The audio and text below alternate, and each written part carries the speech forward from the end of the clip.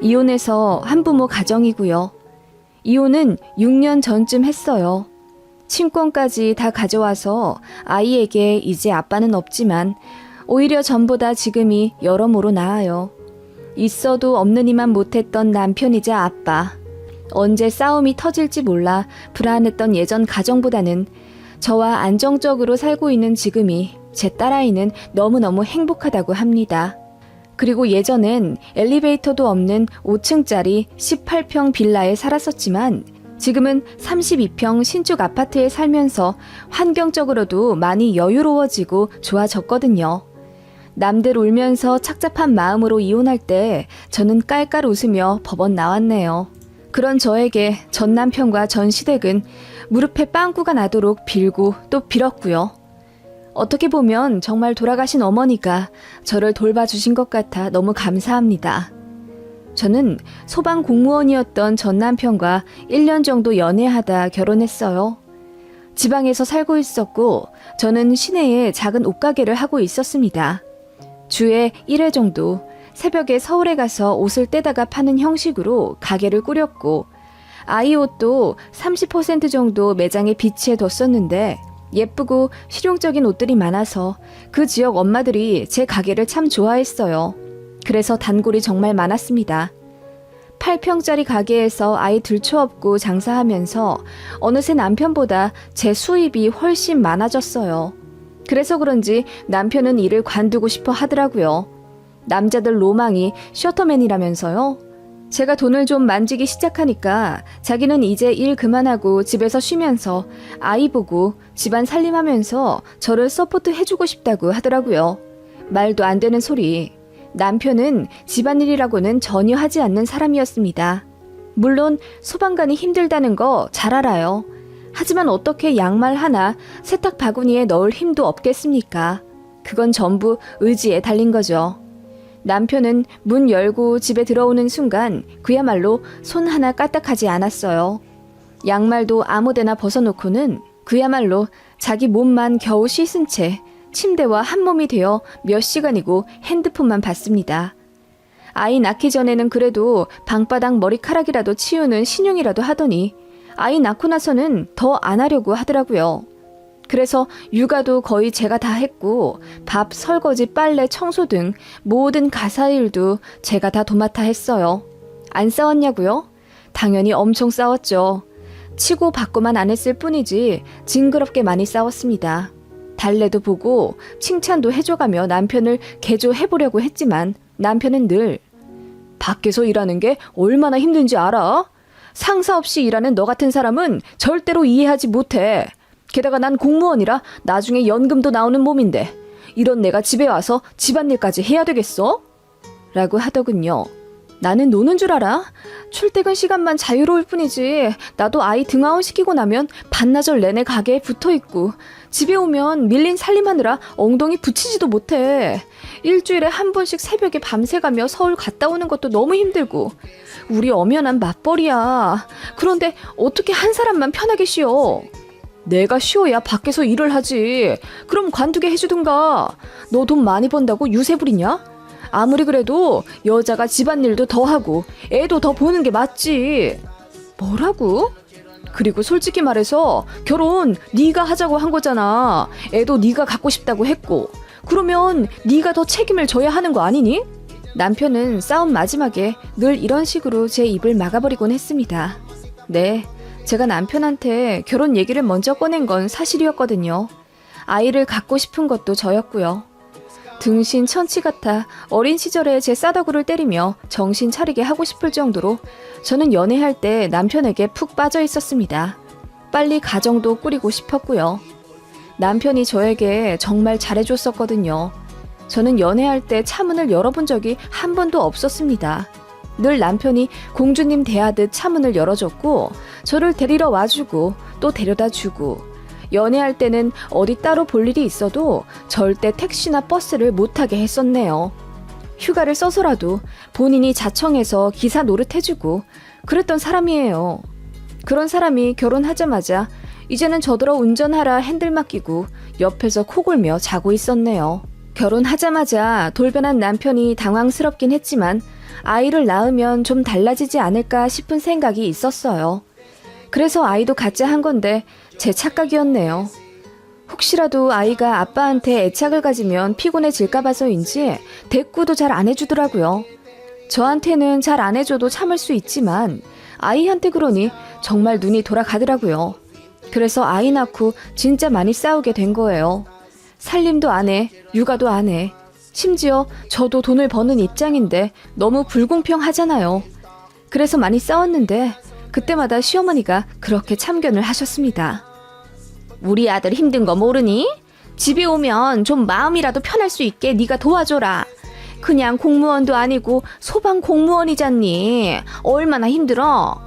어머님, 저도 그거 잘 알죠. 그렇지만 아무리 그렇다고 이런 얘기 하고 싶진 않지만 어머님, 남편 동기들도 제 남편더러 그렇게 살지 말라고 해요. 해도 너무 심하다면서요. 솔직히 그 말이 맞죠. 70, 80년대 남편들도 아니고 어떤 남자가 이렇게 살아요. 게다가 부인도 일하는데. 뭐라고? 너 지금 내 앞에서 우리 아들 험담하는 거니? 이래서 친정 없는 며느리는 드리는 게 아닌데 네가 제대로 배워먹질 못해서 지금 시어머니 앞에서 할 말 못할 말 못 가리는 거야. 돌아가신 너희 어머니가 지금 얼마나 가슴을 치고 계시겠니?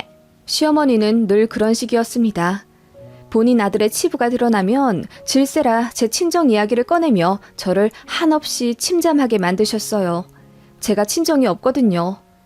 친정 아버지는 저 어릴 때 도박빚이 너무 심해서 엄마가 그거 갚아주시다가 결국 못 참고 이혼하셨어요.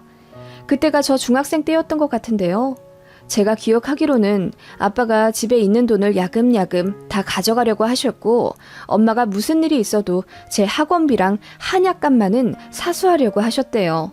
제가 아토피가 심했었는데 여기저기 돌고 돌다가 피부 개선으로 유명하다는 한의원에 가서 약을 지어 먹은 이후로 많이 나아졌어요. 그래서 3개월에 한 번씩 그 한의원에 버스를 1시간 정도 타고 가서 약을 지어오곤 했었는데 그 약값만 한 달에 25만 원 정도 했었다고 들었어요. 집이 아무리 어려워도 그 한약값이랑 제 학원비 15만 원만큼은 엄마가 무슨 일이 있어도 모았다가 내주시곤 했습니다. 물론 아빠의 도박만 아니면 집이 그렇게 어렵지도 않을 거예요. 아빠가 집까지 날리면서 가게가 기울어졌으니까요. 아무튼 그렇게 아빠가 도박으로 빚을 진 상황에서 제 학원비와 한약값까지 손대려고 하자 엄마가 이제는 못 참겠다며 이혼을 하셨어요. 아빠는 그 이후로 아예 연락이 끊어져서 뭐하고 사시는지도 모르고요. 저도 궁금하지가 않더라고요. 아무튼 그렇게 엄마랑 단둘이 살았는데 제가 대학교 졸업할 때쯤 사고가 나서 병원에 한 달 정도 누워 계시다가 돌아가셨습니다. 그때 엄마가 유언으로 꼭 좋은 사람 만나서 안정적인 삶을 살라고 말씀하셨어요. 엄마의 마지막 말을 지키려고 저도 나름 노력한 건데 역시 엄마처럼 남자 보는 눈이 바닥인 건지 이제는 다 지나간 일이니 이렇게 농담도 할 수 있네요. 아무튼 고르고 골라 결혼한 사람이 결국 그렇게 변하더라고요. 게다가 저에게 친정이 없다는 사실은 제 시댁에게 좋은 먹잇감이 되기에 충분했나 봅니다. 저는 사랑받는 며느리가 아니었어요. 나름 노력한다고 했는데도 제가 참 마음에 안 드셨나 봅니다. 이렇게 재도 저렇게 재도 제가 한참 모자란다며 앞에서 대놓고 우리 아들이 너무 아깝다라고 혀를 끌끌 차셨죠. 시댁에는 결혼 안 한 손아래 신우도 한 명 있었는데 그 신우도 마찬가지였어요. 언니, 추석에 가게도 문 안 열 텐데 왜 이렇게 시댁에 늦게 와요? 우리 엄마가 전 다 붙였잖아요. 언니 일부러 그랬죠? 언니는 친정도 없으니까 명절 연휴 첫날부터 우리 집 와야죠.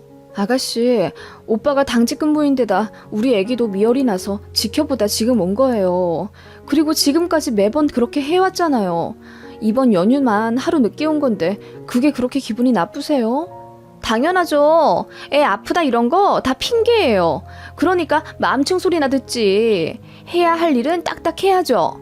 어떻게 나이 드신 시어머니가 전을 부치게 만들어요? 나는 결혼하면 언니처럼은 절대 안 할 거예요. 라고 하더군요. 게다가 제가 가게 하는 것에 얼마나 입을 대는지 언니, 그렇게 하면 수지 타산이 안 맞잖아요. 가격을 좀 더 올려서 파시라고요. 무슨 자선 사업 하세요? 어차피 다 동네 단골 장사인데 그렇게 터무니없이 가격 올리면 손님 다 끊겨요. 아가씨 걱정해주는 거 고맙지만 저도 나름 노하우가 있으니까 이렇게 운영하고 있는 거예요. 보는 내가 답답해서 그래요. 어떻게 장사를 그렇게 하지? 라고 하더군요. 정작 신우는 사업은커녕 제대로 된 직장 한 번 반년 이상 다녀본 적이 없습니다. 좀 다니다가 이게 힘들어 관두고 저게 힘들어 관두고. 제가 이혼할 때가 신우 나이 36인가 그랬는데 그때까지 남자랑 제대로 연애도 해본 적 없고 백수였어요. 그러면서 툭 하면 저한테 남자한테는 이렇게 해야 한다. 사업은 이렇게 해야 한다. 어쩌고 저쩌고 어찌나 훈수를 두던지요. 그런 신우를 시모는 말리기는커녕 제가 하는 말이 다 맞더라. 들어서 나쁠 거 없어. 네 신우 말 귀담아 잘 듣거라. 라고 하시더군요. 그러면서 가뜩이나 없는 살림에 하나밖에 없는 신우 좀 잘 챙기라며 용돈까지 매달 10만 원씩 챙겨주라 화까지 내시던 시어머니였습니다. 솔직히 저희는 양가에서 돈 한 푼 지원 못 받고 결혼했고 남편은 모아둔 돈이 거의 없었기 때문에 제가 가진 6천만 원에 나머지 대출받아 신혼집 빌라 전세로 살고 있었어요. 그리고 남편이 차 욕심이 많아서 3년에 한 번씩은 신차로 바꾸고 싶어 했었기 때문에 그로 인한 마이너스로 좀처럼 살림이 나아지지 않았습니다. 어머님도 알고 계셨어요. 당신 아들이 차에 욕심이 많아서 헛돈 쓰고 있다는 사실을요. 그런데 그것도 결국 제 욕이 되더라고요. 너는 네 남편도 제대로 컨트롤 못하니? 차 사고 싶어 한다고 그때마다 바꿔주면 어떡해? 어머님 아시잖아요. 차 바꾸는 거 제일 반대하는 건 저예요. 많이 싸우기도 하고요. 그런데 차 안 바꾸면 공무원 관두겠다고 으름장을 놓는 걸 어떡해요. 이번에는 본인이 투잡이라도 뛰겠다는데 그러라고 했어요. 뭐? 투잡? 아이고 이 화상아. 어떻게 또 네 남편이 투잡 뛰는 걸 보고만 있을 수 있니? 이래나 저래나 네가 문제다. 처음부터 네가 잘 좀 휘어잡고 살았어야지. 에휴 또 쓸데없는데 돈만 나가게 생겼네. 라고 하시며 혀를 끌끌 차시더군요. 말로는 저더러 자기 아들 좀 잘 휘어잡고 살라고 하시지만 막상 제가 정말 휘어잡고 산다면 눈 뒤집혀서 난리치실 분입니다. 본인 아들이 직장에서 일 마치고 오면 집에서 푹 쉬게 하는 게 아내의 도리라고 하시는 분입니다. 그러면서 정작 시어머니 본인은 시아버지 생전 살아 계셨을 때 일 시켜먹지 못해 안달이셨대요. 정말이지 못은 그 자체였던 분이고 시댁 식구들 모두 제 편은 단 한 번도 들어주지 않았던 사람들이라 저는 굉장히 학을 떼고 있던 상태였습니다. 그러던 와중 이혼을 결심하게 된 결정적인 일이 있었습니다. 저희 외가 쪽에서 재산을 정리하고 있던 와중 선산 하나가 남았었다고 하네요. 저희 쪽이랑 거리가 수백 킬로 떨어져 있었고 먼 친척 쪽이 임시로 명의만 갖고 있던 사연 깊은 선산이 외삼촌 돌아가시면서 정리가 되었다고 하더군요. 그런데 이런저런 일이 얽혀서 그게 저희 엄마가 받기로 구두로 정해졌던 산이었는데 이번에 세금 문제로 이것저것 처리하다가 수면 위로 올라온 산이라더군요. 그러다가 친정엄마가 유산을 많이 못 받으셨던 걸 외가 쪽에서 많이 안타까워 하셨던 터라 그 선산을 저한테 넘기자고 얘기가 나오셨나 봐요. 그래서 부랴부랴 외가 쪽으로 가족 회의하러 몇 번이나 오갔었고 결국 제가 일정 부분 조건부로 그 선산을 받기로 했습니다. 선산에 있는 묘지는 안 그래도 자제분들이 관리가 힘들어 몇 년 안에 이장을 할 계획이라고 하더군요. 그 후에 팔든 소유하든 제 뜻대로 하면 되는 일이고요.